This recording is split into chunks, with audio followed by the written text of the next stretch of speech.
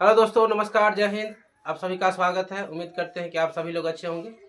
हम लोग supreme court के बारे में पढ़ रहे थे, जिसमें देखे थे कि इसका गठन कब हुआ था, इसे अंतिम अपीलीय न्यायालय क्यों कहा जाता है, प्रथम मुख्य न्यायाधीश कौन थे, महिला कौन न्यायाधीश थे, इसका गठन किस आर्टिकल के तहत हुआ है, अनुच्छेद, इस सब के बारे में हम लोग पढ़ चुके हैं। आज हम लोग पढ़ेंगे हाई कोर्ट यानी कि उच्च न्यायालय के बारे में पढ़ेंगे। भारत में वर्तमान में कितने उच्च न्यायालय हैं, उच्च न्यायालय क्या होता है, इसमें किस परिस्थिति में अपील की जाती है, इस सब के बारे में हम लोग पढ़ेंगे। आइए देखते हैं। ठीक है, तो उच्च न्यायालय जो है, उच्च न्यायालय का जो गठन था वो 1862 में हुआ था। लेकिन इससे पहले इसका इतिहास हम अगर जानेंगे, उच्च न्यायालय क्या होती है, तो भारत की जो न्यायपालिका व्यवस्था है उसमें एकीकृत न्यायालय के बारे में कहा गया है, जिसमें शीर्ष में जो होता है वह सर्वोच्च न्यायालय होते हैं। क्या होते हैं? सर्वोच्च न्यायालय, इसे सुप्रीम कोर्ट कहते हैं। उसके निचले स्तर का जो होता है, उससे नीचे जो होता है वह उच्च न्यायालय होता है, जिसे राज्य न्यायालय भी कहा जाता है। इसे पहले प्रांतीय न्यायालय से कहा जाता था। ठीक है, अब इसे राज्य न्यायालय कहा जाता है। इसे जनपद न्यायालय के विरुद्ध अपील इसमें की जाती है, ज्यादातर जनपद न्यायालय के विरुद्ध, जिसमें 7 साल से अधिक की सजा अगर जिला मतलब डिस्ट्रिक्ट कोर्ट देता है तो इसके विरुद्ध अपील की जाती है। जिसमें अब जो है, इसमें जो है मतलब कि दीवानी और आपराधिक मामला, दोनों मामले की सुनवाई की जाती है। ठीक है, और 1862 में भारत में 3 उच्च न्यायालय की स्थापना हुआ था, जिसमें कलकत्ता, मुंबई और मद्रास में था। ठीक है, आइए देखते हैं। तो ये जो है उच्च न्यायालय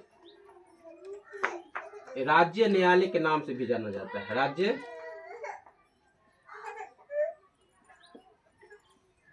न्यायालय के नाम से भी जाना जाता है, नाम से भी जाना जाता है। इसे अपीलीय न्यायालय भी कहा जाता है।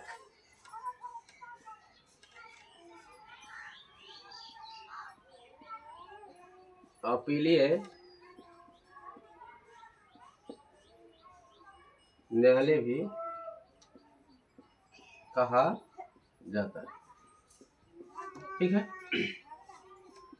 भारत में जो ये न्यायालय है वो राज्य के शीर्ष न्यायालय होते हैं। माने कि किसी राज्य का जो होता है वह शीर्ष न्यायालय, जिसमें आपराधिक और दीवानी दोनों मामला सुनवाई की जाती है। ज्यादातर जनपद न्यायालय के विरुद्ध, जनपद यानी डिस्ट्रिक्ट न्यायालय, जो सिविल कोर्ट होते हैं, उस न्यायालय के विरुद्ध इसमें अपील की जाती है, जिसमें 7 साल से अधिक की मतलब कि जनपद न्यायालय द्वारा सजा सुनाई गई हो। ठीक है, ये जो न्यायालय होते हैं ये द्वितीय स्तर के, मतलब कि सर्वोच्च न्यायालय से निचली अदालत होते हैं। ठीक है, भारत में जो है, भारत में 1862 में 3 उच्च न्यायालय का गठन हुआ था। 3 उच्च न्यायालय का गठन हुआ।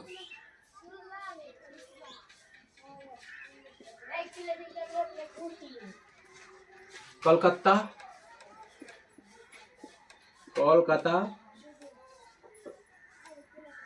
मुंबई और मद्रास। इस तीनों उच्च न्यायालय की स्थापना कब हुआ था? तो 1862 ईस्वी में, 1862 ईस्वी में हुआ। और चौथा कह सकते हैं कि चौथा जो है, चौथा इलाहाबाद उच्च न्यायालय, इसका स्थापना 1864 में हुआ। तो चौथा उच्च न्यायालय जो है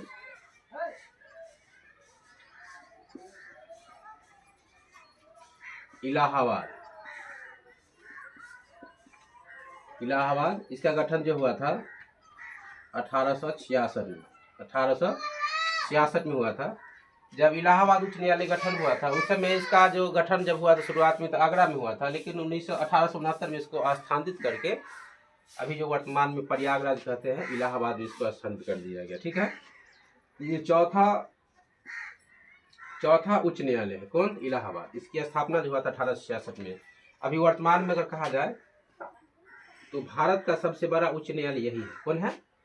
तो भारत का सबसे बड़ा उच्च न्यायालय इलाहाबाद उच्च न्यायालय है, जिसमें 164 कुल मतलब कि न्यायाधीश है, कितने हैं न्यायाधीश, मतलब मुख्य न्यायाधीश एक ही होता है, लेकिन मतलब कुछ जजों की संख्या जो है इसमें है, जो कितना है 164 मतलब 160 है, ठीक है। तो भारत का सबसे बड़ा उच्च न्यायालय कौन है? इलाहाबाद उच्च न्यायालय है। इलाहाबाद उच्च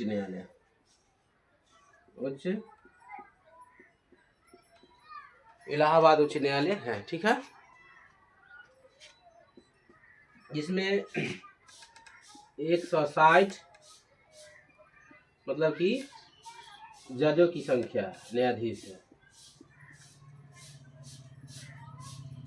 मुख्य न्यायाधीश एक होते हैं, लेकिन सभी अन्य मिला के जो है 160 है। कितना है? 160। इसीलिए भारत का सबसे बड़ा उच्च न्यायालय कहा जाता है। भारत में जो उच्च न्यायालय है वर्तमान में 25 उच्च न्यायालय, कितना है? तो वर्तमान में कितने हैं? तो वर्तमान में जो है 25 उच्च न्यायालय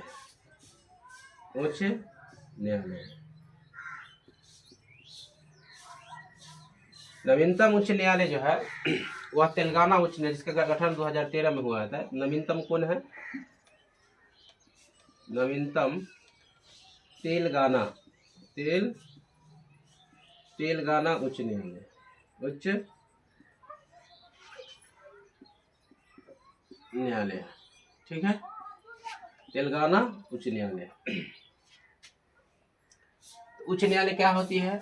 ये राज्य का शीर्ष न्यायालय होते हैं, जिसमें ज्यादातर अपील की जाती है। मतलब कि जनपद न्यायालय की मतलब डिस्ट्रिक्ट कोर्ट के विरुद्ध इसमें अपील की जाती है। इसमें मौलिक अधिकार से संबंधित भी अपील उच्च न्यायालय में किया जाता है और सर्वोच्च न्यायालय में किया जाता है, लेकिन उच्च न्यायालय में इसमें भी मौलिक अधिकार का लिए किया जाता है। और इसमें जो देखते हैं न्यायाधीश की जो नियुक्ति होते हैं, वर्तमान में कॉलेजियम व्यवस्था के अनुसार इसमें नियुक्ति होता है। कॉलेजियम मतलब परामर्श मंडल जिसको कहा जाता है। कॉलेजियम व्यवस्था के अनुसार उसमें जजों की बेंच होती है, जिसमें मतलब कि उस बेंच परामर्शदाता मतलब उच्च न्यायालय के जज से संबंधित राष्ट्रपति के द्वारा नियुक्ति किया जाता है। लेकिन किस व्यवस्था के तहत? तो परामर्श मतलब कॉलेजियम व्यवस्था के तहत कर सकते हैं। कॉलेजियम व्यवस्था के तहत वर्तमान में कॉलेजियम व्यवस्था के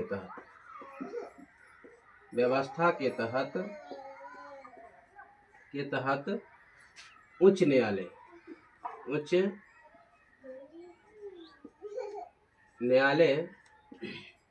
के न्यायाधीशों की नियुक्ति की जाती है। न्यायाधीश की नियुक्ति की जाती है। ये कॉलेजियम व्यवस्था के तहत इसमें पहले सेलेक्ट किया जाता है कि उनको मतलब कि उस राज्य से संबंधित न्यायाधीश बनाया जाए। तो ये राष्ट्रपति के द्वारा, किसके द्वारा? तो राष्ट्रपति के द्वारा। तो उच्च न्यायालय के जो होते हैं, उच्च न्यायालय की न्यायाधीश, मुख्य न्यायाधीश का सकता है, अन्य न्यायाधीश कर सकते हैं। तो न्यायाधीश की नियुक्ति राष्ट्रपति के द्वारा किया जाता है। कौन करते हैं? तो राष्ट्रपति करते हैं।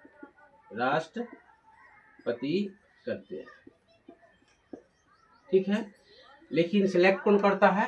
तो कॉलेजियम व्यवस्था के अनुसार इसकी सेलेक्ट किया जाता है। उसके बाद राष्ट्रपति नियुक्ति करते हैं। राष्ट्रपति नियुक्ति करने से पहले उस राज्य से संबंधित जो मुख्य न्यायाधीश वर्तमान में है उस उच्च न्यायालय, उनसे परामर्श लेते हैं और उस राज्य के राज्यपाल से परामर्श लेते हैं। ठीक है। उसके बाद इसकी नियुक्ति की जाती है। राष्ट्रपति की जो नियुक्ति होता है वह इसकी जो आयु दिया हुआ है वह 62 वर्ष, 62 वर्ष मतलब सेवानिवृत्त किया है। क्या है? सेवा निवृत्त मतलब उच्चतम न्यायालय के जो मुख्य न्यायाधीश अन्य न्यायाधीश के सेवानिवृत्त है वह 62 वर्ष। कितना है? 62 वर्ष है। लेकिन ज़्यादातर 45, जिसका जो नियुक्ति कम से कम 45 वर्ष से 45 वर्ष उम्र होना चाहिए। 45 वर्ष होना चाहिए किसी व्यक्ति को, अगर न्यायाधीश बनते उस न्यायालय को, उनको 35 वर्ष, लेकिन अनिवार्य नहीं किया गया है, लेकिन 35 वर्ष से 45 वर्ष से अधिक होना चाहिए। ठीक है। इसकी जो 62 वर्ष सेवानिवृत्त है, और इसकी जो मतलब मुख्य न्यायाधीश की जो है वेतन जो होता है, वेतन वह राज्य संचित निधि से दिया जाता है। वेतन राज्य के संचित निधि से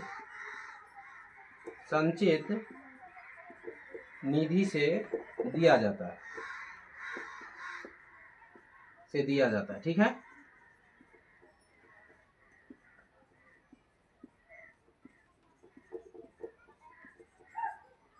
राज्य संचित निधि से इनका जो पेंशन होता है वह भारत सरकार के संचित निधि से दिया जाता है। पेंशन जो होता है, पेंशन जो होता है भारत संचित निधि से दिया जाता है। इम्पोर्टेंट बात है। ठीक है। भारत संचित निधि से पेंशन किस तरह से? तो भारत संचित निधि से दिया जाता है।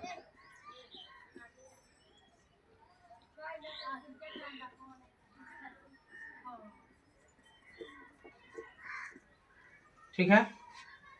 और जैसे सर्वोच्च न्यायालय जो होता है 129 के तहत अभिलेख न्यायालय होता है, वो इसी तरह उच्च न्यायालय भी होता है। अनुच्छेद 215 ये कहता है कि जो उच्च न्यायालय, राज्य का जो उच्च न्यायालय है, वह राज्य का शीर्ष न्यायालय तो नहीं है, लेकिन राज्य का उच्च न्यायालय भी अभिलेख न्यायालय है। ये भी सभी कार्यवाही मतलब जो इसमें जो कार्य किया जाता है लिखित होता है, तो लिखित के रखने के लिए इसको रिकॉर्ड कहा जाता है। अभिलेख का मतलब क्या है? रिकॉर्ड, सभी व्यवस्था को रिकॉर्ड करने के लिए रखा जाता है। अनुच्छेद जो है अनुच्छेद 215 के तहत यह भी क्या है? यह भी अभिलेख न्यायालय है। अभिलेख न्यायालय है। ठीक है। न्यायालय,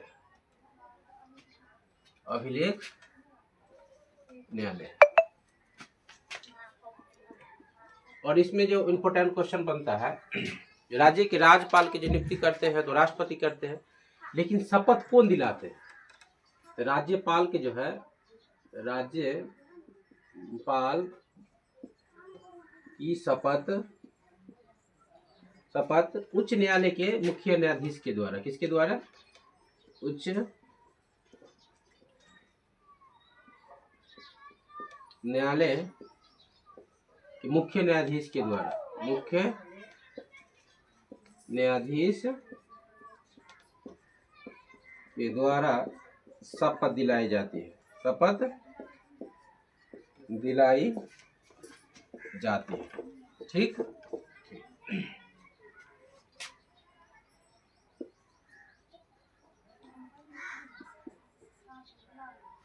ये जो है इसमें जो सुनवाई होता है, अधिकतर जो होता है,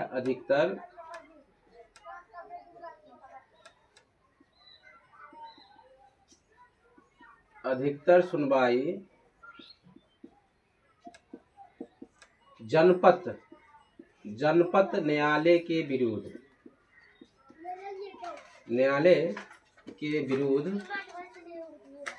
जनपद मतलब कि डिस्ट्रिक्ट कोर्ट। क्या हुआ? District court. ठीक है। इसके विरुद्ध की जाती है अधिकतर मामला। ठीक है।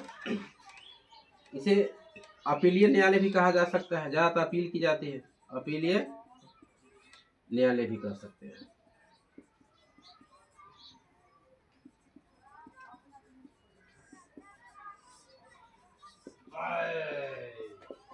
कह सकते हैं। ठीक है। इसमें जो होता है दीवानी और आपराधिक दोनों की सुनवाई होती है।